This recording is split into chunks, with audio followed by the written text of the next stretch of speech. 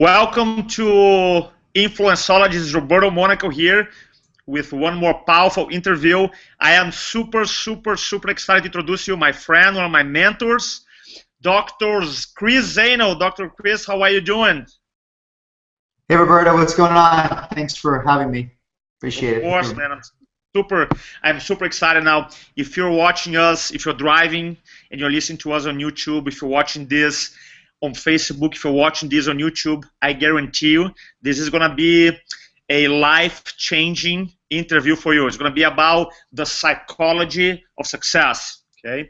And before I start asking some questions about Dr. Zaino, let me create a context here. I met Dr. Zaino a year and a half ago through our mutual friend, Gary Gunnarsson, who also is an amazing guy.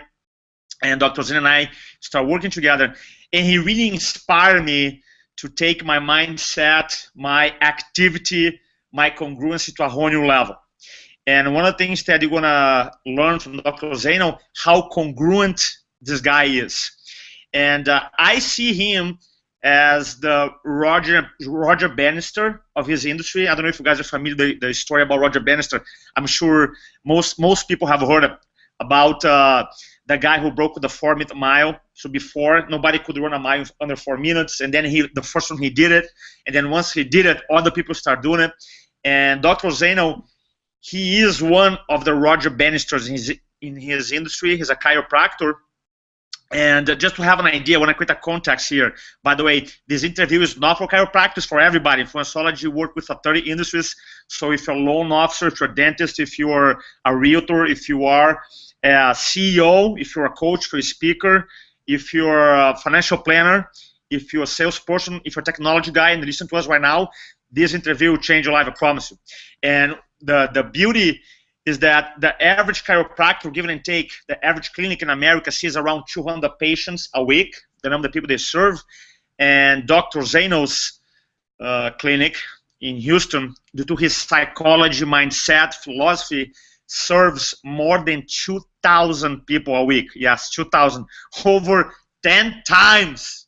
All right? Not the worst guy, the average. So it's amazing, the results. And one of the biggest reasons that he is able to produce amazing results, imagine you produce 10x what the average industry produces, is because he thinks differently. So Dr. Zaino, thanks so much for giving your time and experience to our community today. I appreciate that. One of the things that I seen you speak, and I love your message, is because everything that you do comes from your purpose. So can you tell us a little about your background and why you believe purpose is so important for our professionals that are listening to us right now? Well, no, absolutely. Now, the purpose was hugely important because so this has nothing to do with the profession you're in, but because you could have the best systems in the world, you could have the best even mentors in the world at some point, but if you don't have that purpose, that ether of that fire that lights you, then all those systems and communication skills are lacking. So what is this fire? So let me explain briefly my story. In 1998 I won Mr. America, so I looked a certain way. I felt a certain way. I was on the cover of the magazines, trained celebrities and professional athletes. And 6 months into my marriage, at 26 now, so this is a couple years later when I married my wife, 6 months into our marriage, I started going to the bathroom a lot, and it never stopped. I'm bleeding. There's mucus and blood. You can't hold your bowels anymore, and I'm hiding it. And it got to the point where one day, in the middle of public, I just lost it. I just lost my bowels and everything. And that was the first day my wife knew that there was anything wrong. And so here she picks us up, and I had explained to her that I've been sick for a while, and I don't know why. I thought it would just go away. So I went to a doctor, and they diagnosed me with an incurable, irreversible disease called ulcerative colitis. So this is autoimmune, where my body is being eaten away by my own immune system, and they put me on drugs and this drug and that drug, and I went to all types of doctors all over the country, the top 4 of the best doctors in the world for digestive disease, and I went from 230 pounds down to 158 pounds in 4.5 months. And then now they were at the point where no drug was working, no protocol was working. They had to remove my colon, that I would have a colostomy bag that would break, that would leak, that I would still get infected. My chances of colon cancer went up 80%. So if this didn't kill me, colon cancer will. I wasn't guaranteed any improvement after the surgery. Hundreds of thousands of dollars of sick, suffering medical debt. And I'd be sterile. I wouldn't be able to have children. And that was it. So 2 weeks for surgery. And when I flew home to see my mother had already lost 2 sons at this point. She sent out an email. And this email that she sent out was praying for a miracle, right? Wouldn't you want that if your child was sick and dying? And you would want one thing, that they were healed instantly. And so she sent this around to hundreds of people, and one person got this email. This is my anatomy teacher in 10th grade. So he gets this email. He contacts my mom. We all meet up, and he says, I want you to go see my doctor. He's a corrective care chiropractor. So I'm sitting there, like maybe some of you thinking, well, chiropractic, well, what's that have to do with anything? I got this irreversible, incurable autoimmune disease, and you're talking about some guy who's going to stretch my hamstrings out, or some muscle modality, or someone's going to pop my back. So I really didn't understand how that was connected anyway. And then he told me probably the most important question. He goes, are you willing to do whatever it takes to get well? And I was a person who I have done everything. And I said, I did do, and I have done everything that in order to get well. But see, the thing is, I had a blind spot in my life that I didn't realize. So he says, look, you got to go see my doctor. So I went to see this guy, Dr. Raji, who was a corrective care chiropractor. And he taught me, sat me down, and he educated me, number one, what chiropractic really was, how the body was created to heal and function, operate. It all made sense. It was logical. It was simple. I could use deductive reasoning. And then when I went back to look at my spine that no one else ever did, my spine was destroyed. And in that moment, I saw that was the problem that no one ever told me. And so he says, are you committed to doing whatever it takes? I'm like, I would like to, but I have no resources. You know, here I had all this medical debt. My wife was a personal trainer. My mom was living off my dead father's Social Security. I was in college living off student loans. And I said, I'd love to do it, but I'm tapped out. I don't have any resources. And he looked at me, he says, you know what, it's not about the resources, it's about becoming resourceful. And he's right, because when the human being is stuck in a corner, it's amazing that we'll start to see opportunities if we choose that we would otherwise not see. And my wife told me, she says, listen, even though I was scared and I had to do what the doctors told me to, she's like, listen, number one, she's like, you're not guaranteed you'll get through the surgery. We'll always be under the burden of sick, suffering medical debt. We'll be on $800 a month of drugs for the rest of my life. I still have a chance of cancer of doing this. We'll never have kids. And she's like, and I need you here as long as possible. She's like, we're going to do whatever it takes. So we got a bunch of credit cards. We put the care on the credit cards. And within 7 months, my body healed. It got off medications, and the blood stopped at that 7 month.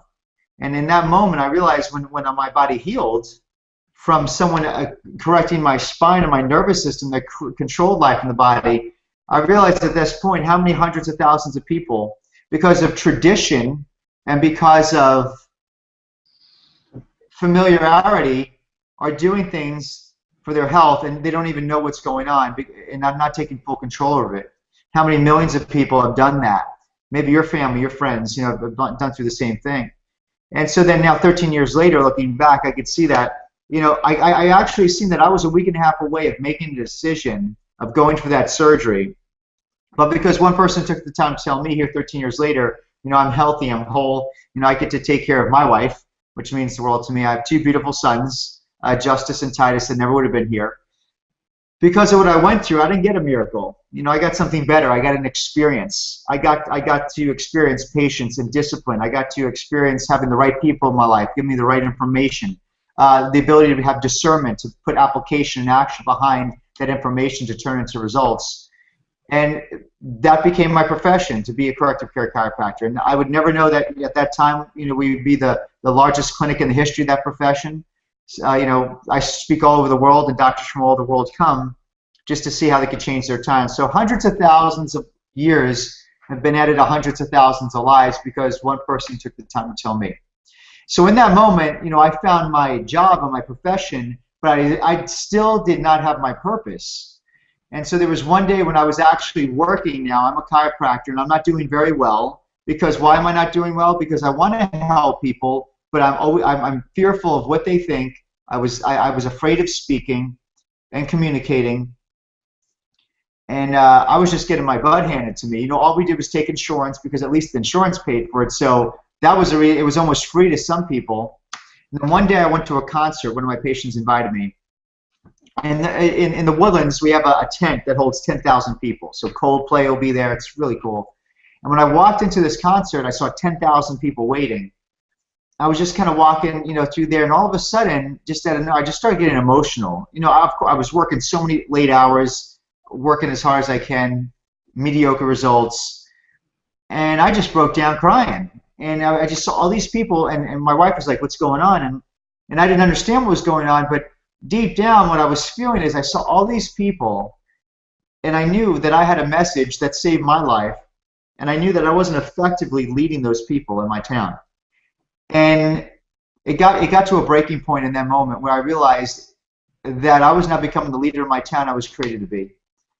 And I realized that that was my sole purpose inside me that was trying to reach out, saying that if I don't step up to become a leader, you know, I'm never going to walk into the true life and purpose I was created to have.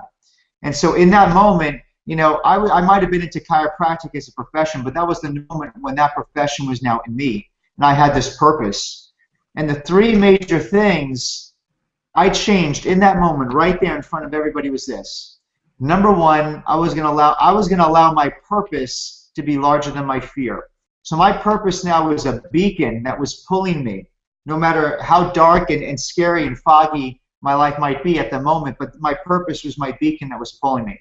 Number two, I had to develop predictable communication systems. So see, communication was the most important part. I had great technique, I had great procedure, I had great paperwork, but if I was not able to communicate my purpose, my heart, my vision, and my love to people, then it would be like my mouth was shut, like nothing ever happened. And the third thing I had to do was I had to go out and I had to find thought leaders in my life. These were pay for mentors, have people in my life that are already doing what I wanted to do, and ask them for advice, become coachable, you know, submit to them and say, what do you want me to do, so I could learn from their experiences, from their mistakes. You know, all areas of my life, I found people that were at a level I wanted to get up, and they helped pull me to that area so I could have wisdom, insight, and understanding around me. And in that little bit of time there, we literally, that was the time of my life, Roberto, when we went from seeing about 200 patients a week, which was good, to 600 patients visits a week. Then we started really getting the message out, and within 19 months, we were at 2,600 patients, you know, seeing 2,600 patients in a week. And It's people would ask, just like is when people when sometimes I tell. By the way, that story is a Hollywood story, my friend. Truly is a Hollywood story. It's just the.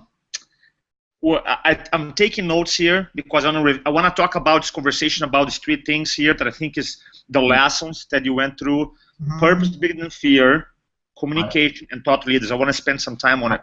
It is just amazing how you're able to have this like aha moment and never went back. How long has it been that you had this aha moment when you're watching the concert and finally you be like, okay, I get it. When you had this breakdown, it's almost got you start your rebirth process right then. How long has it been? that was 6.5 years ago. Yeah, it was in the summer, 6.5 years ago. And I'll be practicing 9 years in October. Wow. So when you tell, because I know, by the way, this is an interview, as I mentioned, is for everybody because everybody go through this challenges in life.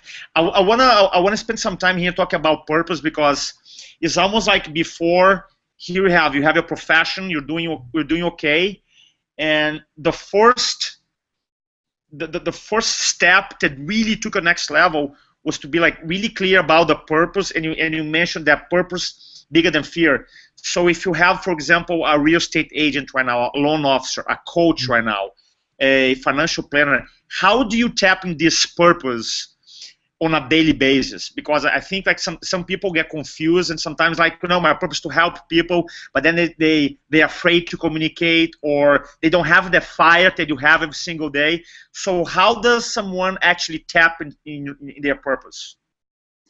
Great question. And so I would tell anybody this, I lose my purpose and my focus very quickly.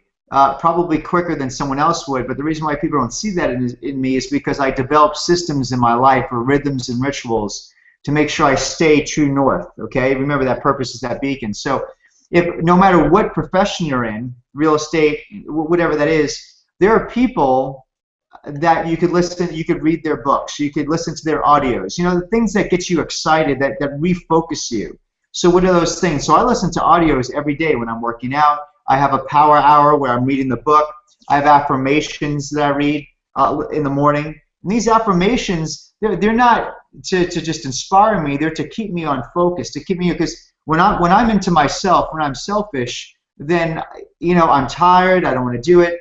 But every single time when I don't feel like doing something, so like next week I have 3 talks, and one is in downtown Houston, and it's an hour away, and I'm like, you know, I got to work, I got to drive an hour. So see, I go through that. I go through, well, I don't want to do this.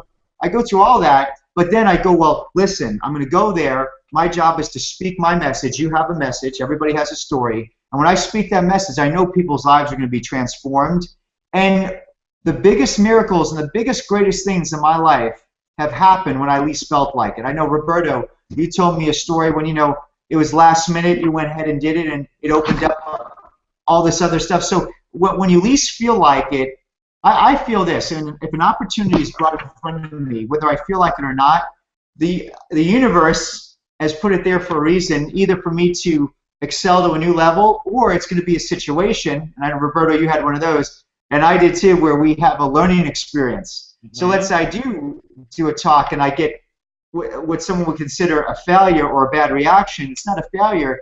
To me, it's a learning experience. So I get to learn and tweak what I have to do. So either or, I know I'm going to come out a much better person for doing it. So that's how I listen to audio, I read books, and I have mentors in my life that help keep me focused on a daily basis.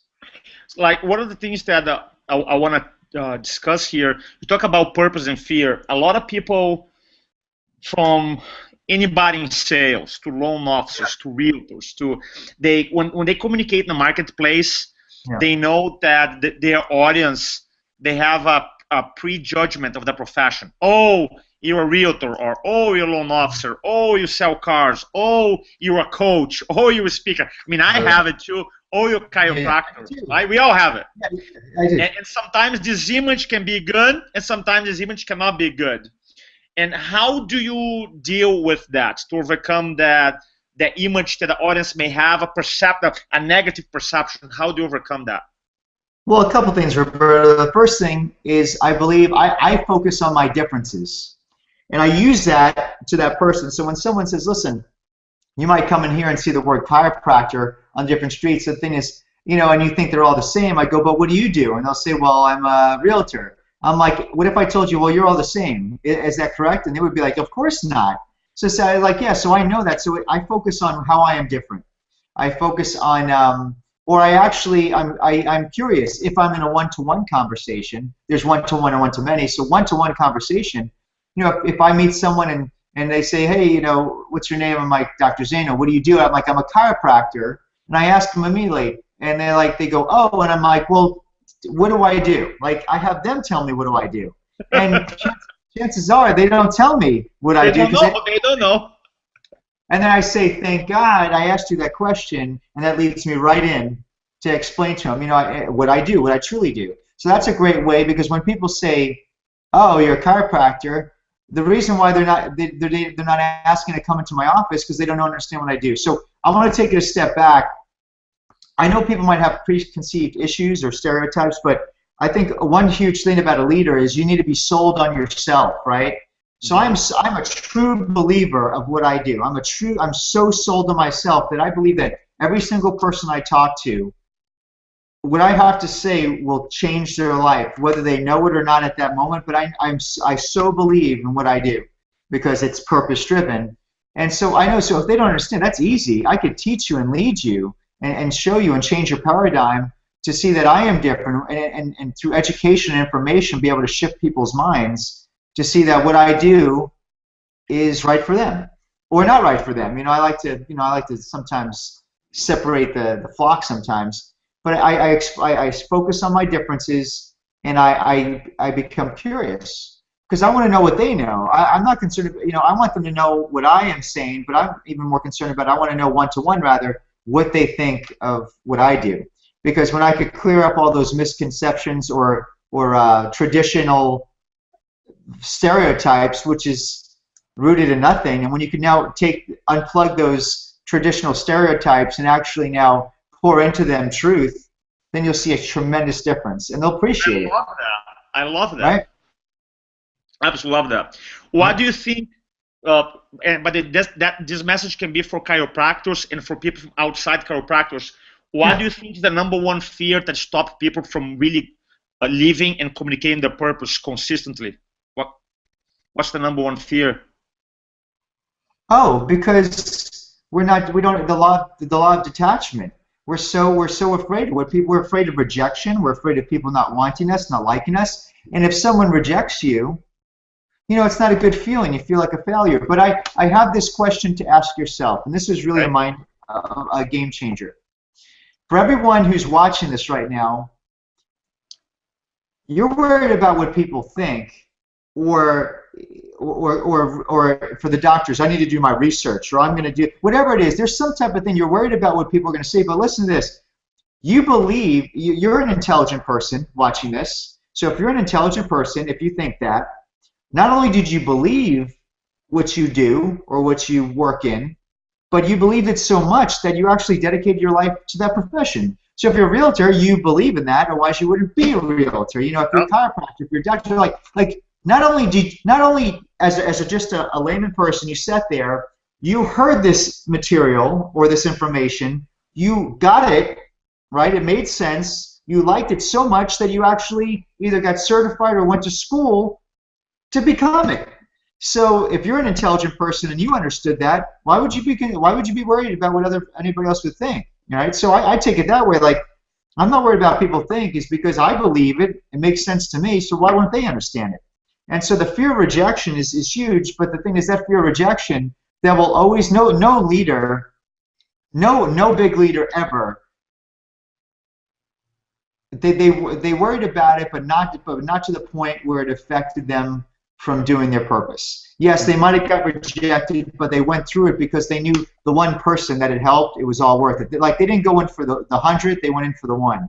And they went into knowing that even if no one, I've done it, I've been time where I had a hostel room where even if no one wanted it, at least I was doing what I was put on this planet to do. Like, your job is to do your 50%, and what they do on the other end, that's really up to them. But it is our job to, when we do communicate our message and our purpose and our passion, to do it at the best level possible. Not raw, but literally surgical and calculated. And that's why, that's why I work with Roberto, is because even though I might have been a good communicator, I wanted to be the best or better.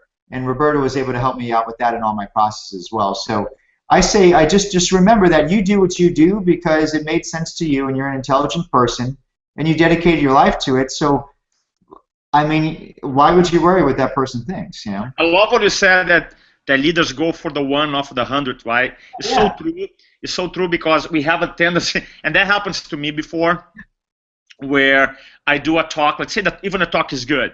Let's say there's 10 people in a room, and then I got 8 people to say, "Oh my God, thanks so much, you helped me, whatever," and then the one guy who give me like a negative attitude, I leave the meeting, who I'm thinking about the 8 people or 9 that changed their lives, or the one who, our mind has a tendency to go on the other person.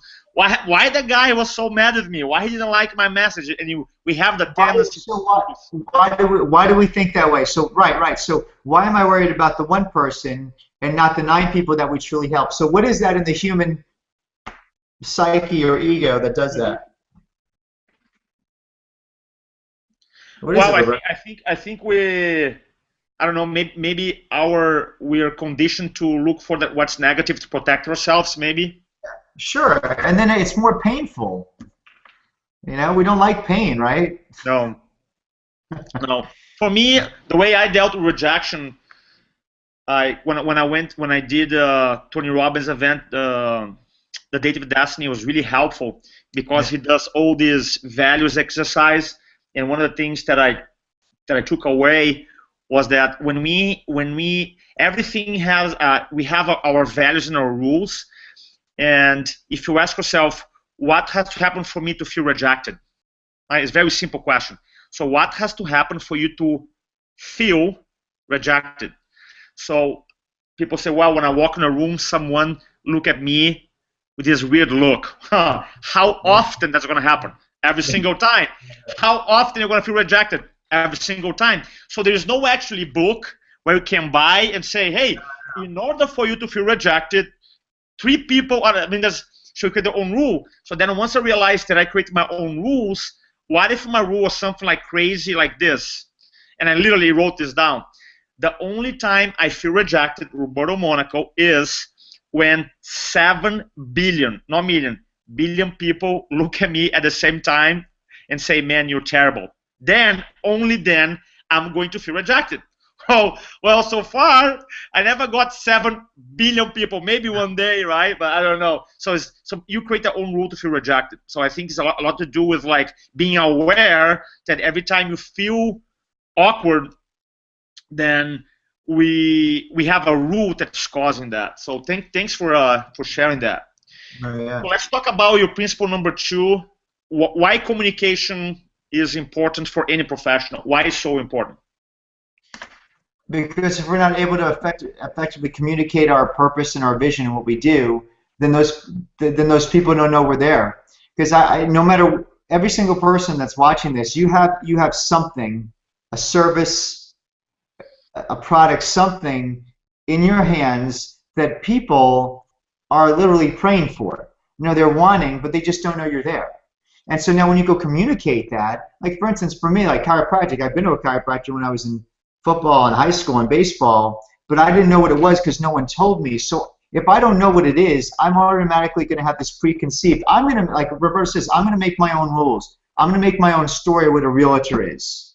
You know? So what's going to happen is I'm going to go through all that stuff, and then, but when now you're able to effectively communicate that, you know, they might have no idea what you really do. And it might be so much better. Or they'd be like, that's exactly what I was looking for, or I've always been wanting this. And then from there, they're able to. That's why your story and your story and being able to communicate that by asking the right questions, getting them engaged, will really. And remember, that's what I talked about. I really think that no matter what you do in life, it's all about building your unique story and tying in your hero's journey, literally, to that. You know. It's so funny, like, obviously I heard your story several times, and today you're telling him, like, and I found myself, like, glued on the screen, like, my attention 100%. It's just, like, it was fascinating, the roller coaster that you take it. A lot of people, when I have this conversation about storytelling, about who you are, what makes you unique, people say, oh, don't have nothing special. I don't have a story, right? I'm sure you heard that before with the doctors who go to your program. Yeah. They say, oh, I don't have a story. And it's really important that to realize that everybody has a story, right? Everybody. Now, here's a question for you. Because you do a lot of speaking, how do you, and you tell most of your speaking engagements, you always tell a story. What's your strategy to communicate your story, and every single time you tell is fresh? That means that the audience knows, oh, the audience is impacted and has emotion. What is the mental process that you go through when you tell a story so that feels like, hey, is the first time I'm telling? Great question. And one of the most important things I do when I tell my story is what gets me to that area where I feel that I'm present and I'm in that moment, and I know people are in that moment with me, is in my story, when I talk about the depths of the depths of the depths, the deepest, darkest place I got to go to. For me, I know that if I go to that deepest, darkest place, I'm there. For me, it's when I was standing in TJ Maxx and I went to the back to try to go to the bathroom, and the bathrooms were closed. And right there, I couldn't make it to the front. And that was the first time in front of a group of people I lost my bowels. And when I talk about that, and I'm bleeding, there's blood and mucus, I'm seeing the 8 people that were surrounded by me looking at me, but they had an expression that they felt bad for me, but at the same time they were disgusted at what they were seeing. and in that moment I'm feeling this and I'm feeling it back. So I'm there when I do that. So I relive that, and then I take through that journey. And but the thing is, if you don't think you have a story, every single person, do you have not only, see, the problem, Roberto, is that not only do people have a story, they have so many amazing stories that I think speaking in stories and at the same time getting your message, kind of combined with that and Yep. chelated to it to where you could tell your message along with your personal story. I think not only is it more effective, you're real, you're not, and people relate to it in a much bigger area. Let me use an example. A guy came over to work just to look at something in my car. I have a little device that it's a load jack. You steal my car and they could find it immediately. So a guy came over to make sure it was installed correctly. And when he opened up my garage, he says, listen, he's like, I was taking a half a day off. My son broke his arm the first day of school, and I have my son in the back of my truck, and he's in the sling. He's like, and I was going to take a half a day off of work and bring him to the doctor and get his arm fixed. And he's like, but I saw your car on my order, and I wanted to take it because, do you mind if he would look at your car? Because, he likes, his son likes sports cars. So I'm like, of course. And he's like, the reason why I'm asking you is like because there's some people that when they do have a nice car like that, they won't even let me take a picture with my cell phone to show my son. And I just wanted to ask you, so do you mind? I'm like, of course not. So his son comes out, and his son's holding his arm because he broke his arm. So he's going to work with his dad with a broken arm that's not even set. And the first thing when I look at the son, I asked him his name. His name was Kevin. I'm like, Kevin, I go, let me tell you a story. I go, Kevin, when I was your age, he was probably 8 or 9. I go, Kevin, when I was your age, I had this very car on my wall. And I had a huge poster, and my dad got that for me, this poster. And I go, and every time I used to see that car, I used to have my family chase that car and to look at it because, I just love that car. It was on a poster. And I carry that picture with me for my entire life since I was 8. And I had to go to the I go, did you have one of those on your wall? He's like, I had one of those on the walls, and his son had one of those on the walls. And I told him, like, and I knew there would come a day where if I ever was able to get one of those cars, when I got that car, I wouldn't hide it. I would make sure that kids just like you would be able to see it, get in it, have fun with it. I go, because the car is not just for me, it's for you to enjoy as well. And That's cool. See, Roberto, it made that kid's day, but do you see the essence? So any guy listening to this right now who had a sports car on their wall, you get what I'm talking about.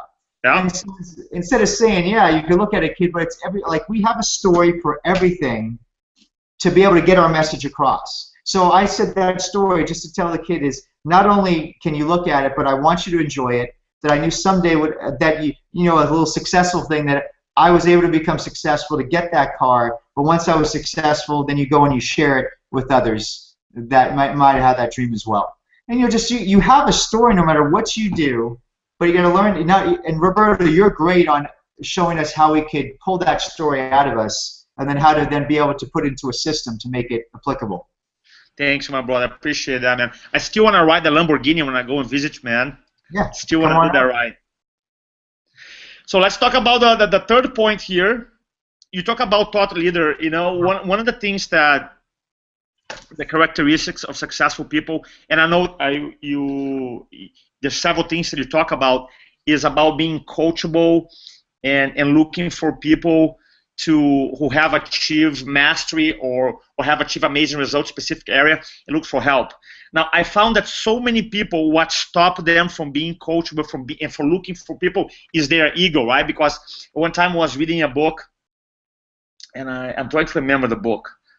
It was a sales book. I might remember later. And in the beginning, in the first chapter, they say like this: if I look for an outside coach or a mentor for help, for someone who's producing a bigger result than I am in that specific area, will unconsciously implies that I'm wrong, right? So let's say I'm a chiropractor, just give an example, and I'm seeing 200 people a week and you're seeing 2,000, and then that implies that if I reach out to you to ask for your help, implies that I don't know something, or implies that I'm not doing something right, I'm doing something wrong, and nobody wants to what? Feel wrong, feel that I'm Right. doing something wrong.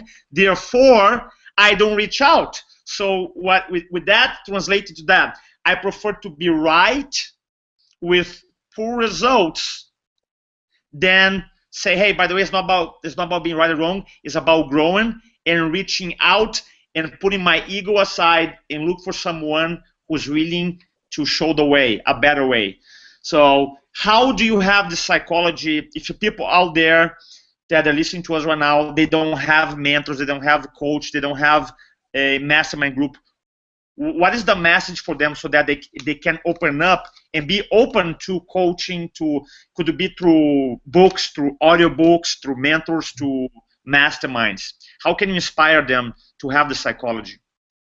I mean, that was huge. So the way I always looked at it is, even reading in Proverbs in the Bible, the richest man that ever lived was the wisest man that ever lived. So it kept on saying in Proverbs, take your money and take your gold and take your silver and buy wisdom, buy insight and understanding. So the whole book was about riches weren't in money or gold or silver or diamonds. It was all about the one who had the wisdom and the insight and the understanding. So I realized that money was just a means to get to that. So then so to me, seeking out someone who did it right. Now, this went back to when I was younger. So when I played the piano, I got to a certain concert status because I had a piano teacher. I just didn't start playing the piano. So my teacher taught me for years and years and years by my side so I could then reach that status. When I competed in bodybuilding, I would work out, but then when I got ready for a show, I always had a trainer or a coach that gave me a good critical eye because my mind starts being my worst enemy. So I had someone, a coach or a team, someone there or a trainer to now be able to give me an honest critical assessment, and then I was able to get through. That was my team. So the same thing when it came to business, it's like, well, if I want to be the best at what I do, I'm going to seek out the best that's in my profession. I didn't look at them in envy or try to point the finger showing on how many things they did wrong. I want to see, who's doing it the best, and I reached out to them. I said I'd work for them for free just to learn. Well, how can they help me? And they were gracious enough to help me. So I have saved decades and decades and decades of mistakes, along with making my own personal mistakes. I've saved millions and millions of dollars because I reached out and said, listen, and I just asked for help. And I would get their wisdom and insight that only life and experience was able to give you. So the ways you could do that is this. You could start as little as books. I mean, these books behind me. There's no fictional books. This is just all, on this side, that side right there, that's all my profession. That's philosophy and stuff from my profession. That's books written from the best doctors of chiropractic that ever lived, the developers of it. So the developer was one of the best, so I read and read and read. These guys are dead, but I'm still learning from them. Books, you got audios, like Roberto said. You have, books on tape audio, podcasts, blogs, all these other things, podcasts. And then now the next level, so that'll get you to a certain point, right? And then when you get to that certain point, you feel doing good. Now you be like, it's going to take the next level. Now you go up and you invest even more in yourself. So now we go to seminars, big seminars, a couple $1,000s. So it's full immersion seminars. And then you'll do that for a while, or maybe a coaching program. And then you say, you know what, I'm ready. And then you'll know I'm ready for now the top of the tier. You don't have to go right to the top, but then when you're ready there, I'm going to go to the top of the tier. And then when you're looking at investing $20,000, $30,000 a year, up to $100,000 a year in having these thought leaders or people that are the best in what they do. So I have a thought leader, like Roberto is my communications thought leader and mindset. Garrett Gunderson is financial thought leader. I have other thought leaders in my life that I invest in them because you know what? They help.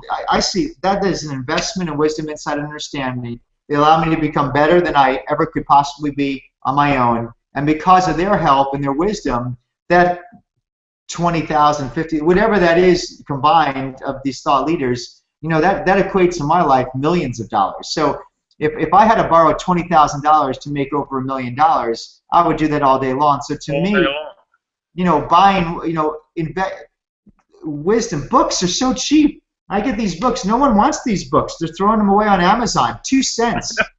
I And know so I'm like, it's something that I always blows. I'm like this morning. I went to we're recording this on this conversation on Sunday, and this morning, so my first hour lifting has been audiobook. Right, learning, and then I did the stairs, half an hour reading.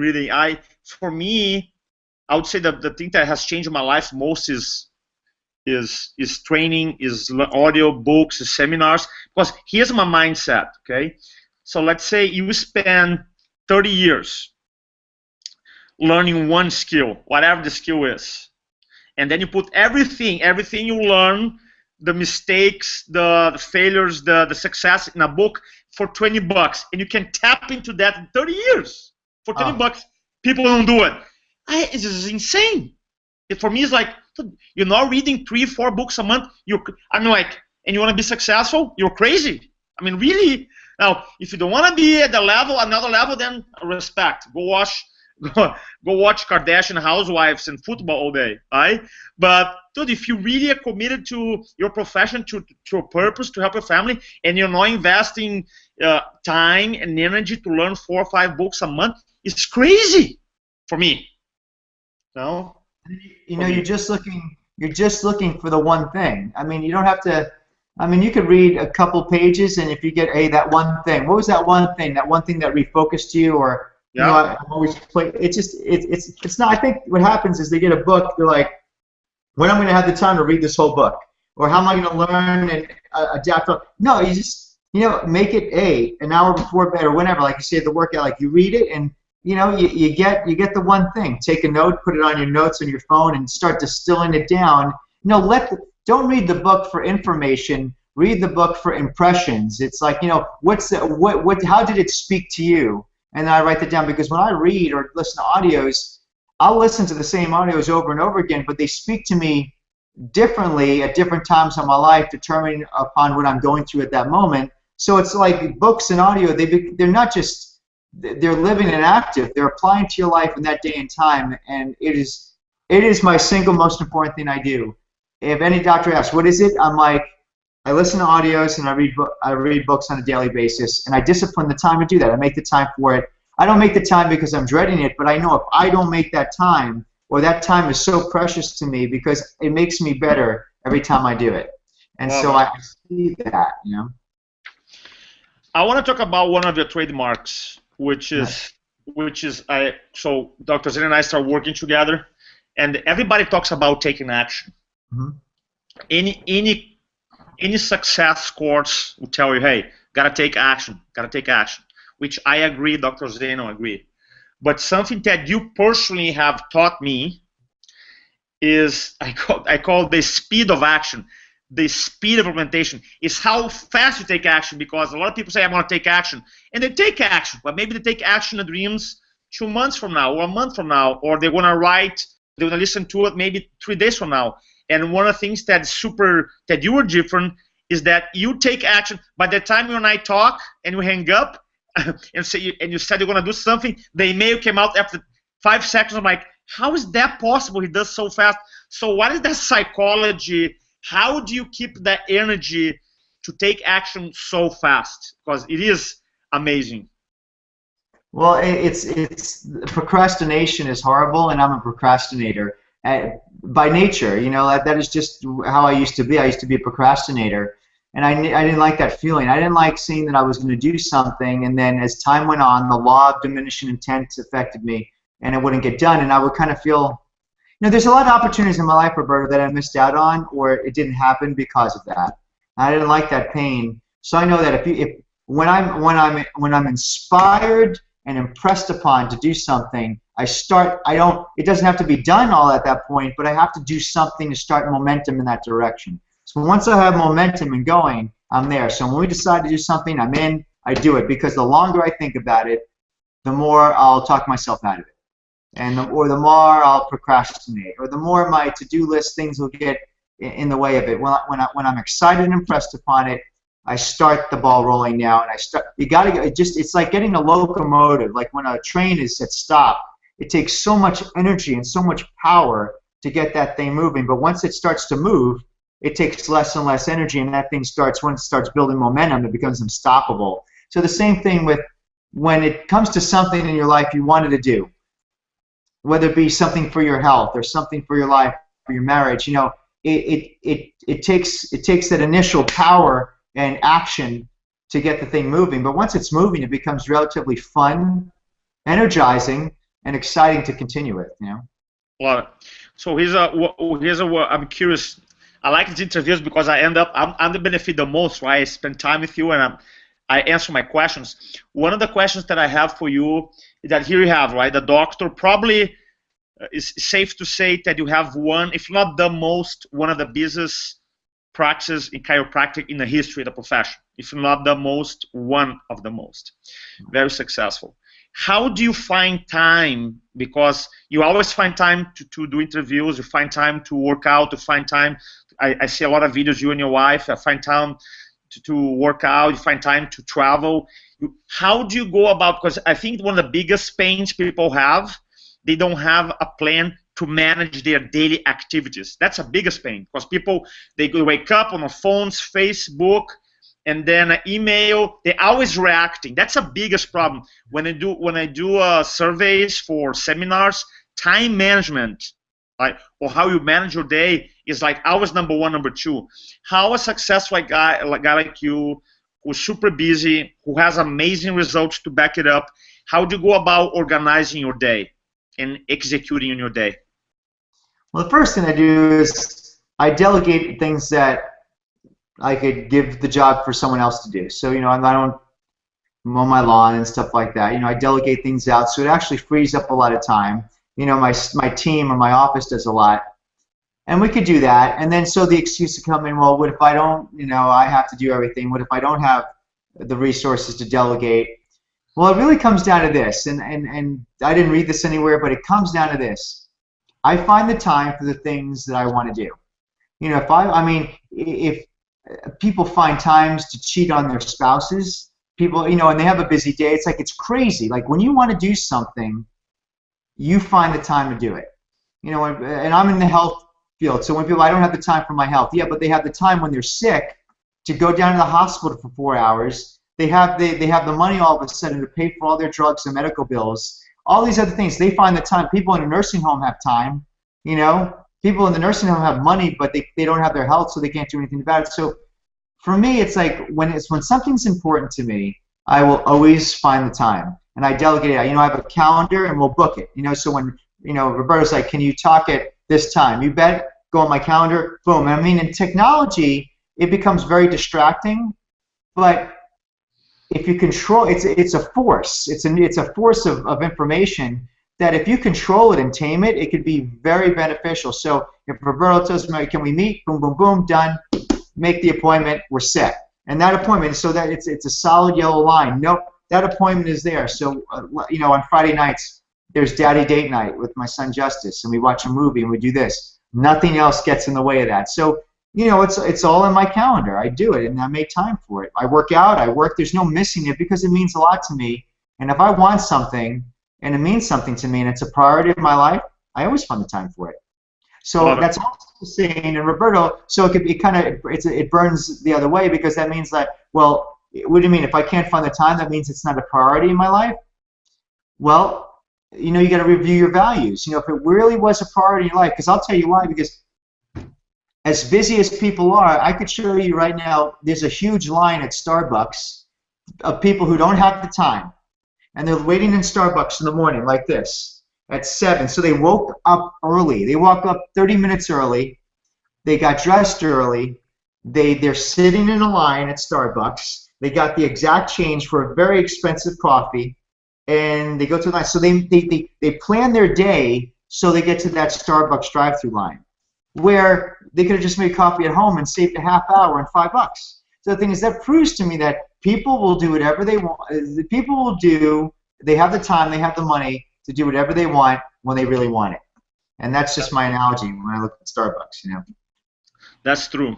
So I'm gonna ask a question here that I think that everybody can really stop and think about it and apply in their lives. if you were to teach 3 beliefs, maybe you already taught these beliefs. Okay, Yeah. you and I never talk about that.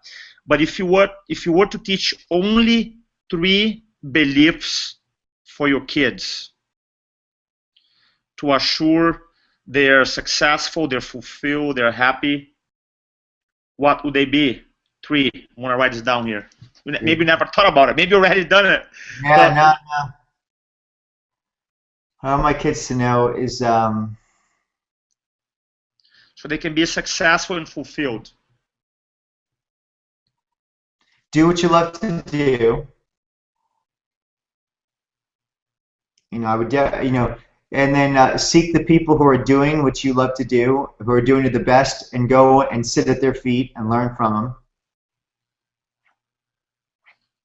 And that money is the means to an end. So money, and take your money, invest it back into what you love to do, and don't work for money. Allow money to be that thing that lubricates or keeps that purpose going stronger and stronger. Invest back into yourself. Love that. Thank you. Thanks for sharing Yeah, that. So go ahead. So that was like, love what you do. Well, love what you do. Seek the best. Yes. Seek the best that you're doing. And then learn from them. And then allow money to just be a tool. Mm-hmm. Because I see so many, Roberto, because again, being in the health thing, I've seen so many people who chased money their entire life that they lose it all because of sickness, disease, divorce. Like I've seen it. So they're trying to be successful in business, and they're working harder and harder, and then their family and their health and everything goes to crap. It just goes away, and they have regret. So the thing is, like, so I want them to just be motivated, knowing that finance is a means to an end, but it's all powering what they love to do. And so if they love their family, if they love their the values, have a core set of values, make decisions based on their values, not on what people necessarily think. So all these things. There's a bunch of things I would tell them. But I just want to make sure that they don't end up with all this money, divorced, no family, and unfulfilled. So money's not the thing, but society and media makes it seem that way. Mm-hmm. But you can do what you love to do. You could do what you love to do and have millions of dollars too, right? So I mean, it's just a better approach at it. I know you always talk about the power of vision. Yeah. What is the vision for you? Like, how long have you been? How many years in chiropractic now? 9. 9 years. Mm. And you have achieved what most doctors do love to be achieving out there. So what's the vision for you? So my sole purpose is to lead people towards fulfilled lives to the God-given principles and laws of healthy living. So it's to lead people towards fulfilled lives to the God-given laws and principles of healthy living. So that is my purpose on this planet. So anything I do has to be towards that. So chiropractically speaking, the way I do that is laying hands on people and helping people. Myself personally, teaching other doctors so they can help more people too. And then, but now like we talked, Act 1 was bodybuilding in college and stuff like that. Act 2, chiropractic, single office. And I think really my Act 3, 40 to 50 or longer, is taking the mindset principles or teaching people how to create a philosophy of life, because we all have a philosophy. Mm-hmm. It's just being able to know, well, what do I believe? What are the values that I have? How do I think things through? Not being reactive to everything, being inside out versus outside in, and really be able to take control of the mindset of their life. Because the successfulness of whether it be bodybuilding or chiropractic was, it was here, and from the wisdom of people that surrounded me, and it wasn't because I got lucky. So I realized that the principles that I teach to my patients on mindset, this is stuff that helps them. It doesn't matter what profession you're in. So I really think this whole championship thinking, successful principles things will be the next thing. Kind of stuff like we talked about today, but being practical, not just inspiring people, but looking to see people transform. So inspiration is you get excited.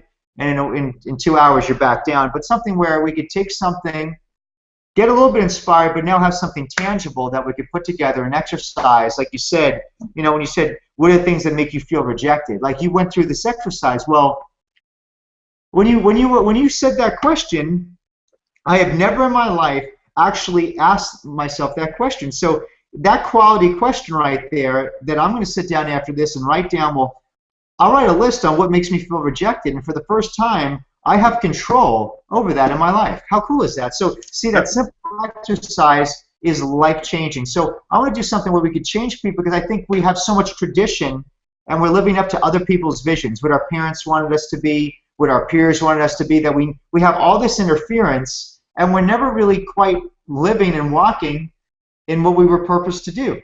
And so if we could clear all those onion layers away so that person could be their true selves, or we could have a definitive philosophy and definitive values and understand who we are, then I really think we could be tremendously more impactful in our lives. Thank you.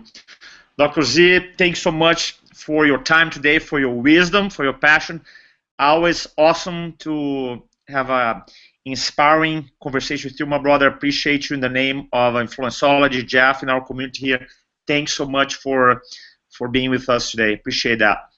Thanks, Roberto. I appreciate you. Thanks, everybody. If people want to reach out to you, what's the best way to do that? I could just go to chirothoughtleaders.com and hit the email. I get those emails, me or Dr. Tabor. So that's the best way you can reach out to me. And if you have any cool ideas, let me know. Just please give me your feedback. All right, I appreciate that, buddy. Thanks so much. Thanks, guys.